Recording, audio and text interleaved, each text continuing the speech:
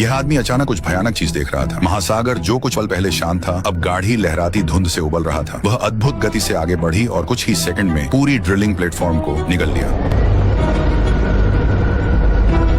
लेकिन सबसे अजीब बात यह नहीं थी, जैसे ही धुंध अंदर आई, प्लेटफॉर्म का पूरा संचार प्रणाली बंद हो गया। मैनेजर ने सोचा कि सिग्नल टावर में समस्या है और तुरंत किसी को जांच करने के लिए भेज दिया। बच पहले जाने को तैयार हो गया, लेकिन जैसे ही वह संरचना के शीर्ष के पास पहुंचा, उसे एहसास हुआ कि कुछ गड़बड़ है। जो टीममेट उसके ठीक पीछे चढ़ रहा था, वह अचानक गायब हो गया। इससे भी बदतर, उसके आसपास सब कुछ अस्वाभाविक रूप से शांत था। न हवा, न लहरें, न हल्की सी समुद्री हवा। बच की रीढ़ में ठंडक दौड़ गई। फिर भी शीर्ष बस पहुंच के अंदर था। उसने खुद को मजबूर करके चढ़ना जारी रखा। तभी अचानक समुद्री गल पक्षियों का एक झुंड हवा में फड़फड़ा उठा। चौंकर बच जोर से गाली बकने लगा, खुद को डराने पर शर्मिंदा होकर। लेकिन इस घटना ने उसके अंदर पहले से बढ़ रहे भय को और बढ़ा दिया। उसकी टांगें कांप रही थीं। सौभाग्य से कुछ पल बाद उसके टीममेट ने उसे पकड़ लिया और उसके नर्व्स को संभाला। दोनों ने मिलकर निरीक्षण पूरा किया, लेकिन जैसे ही बज नीचे उतरने वाला था, उसने कोने में कुछ देखा। एक समुद्री गल पक्षी वहां पड़ा था, मुश्किल से जिंदा। अचानक अराजकता फैल गई।